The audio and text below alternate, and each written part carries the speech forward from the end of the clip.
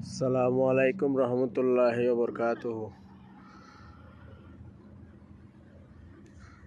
বাংলাদেশের মেশর আই কিছু হতা হই।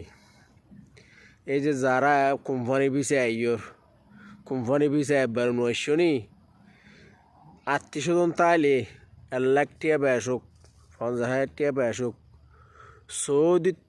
সৌদিত্তু যদি বিছে লইরে আইলে ইবি হল দিয়ে সরস হব বালা কফিল লই কফিল দরিয়ে যদি বালা মেশর তো যদি বিছে লইরে যদি আইত পারে তৈলি বে সরস হব সৌদিত্তু বিছে লো ডাইরেক্ট।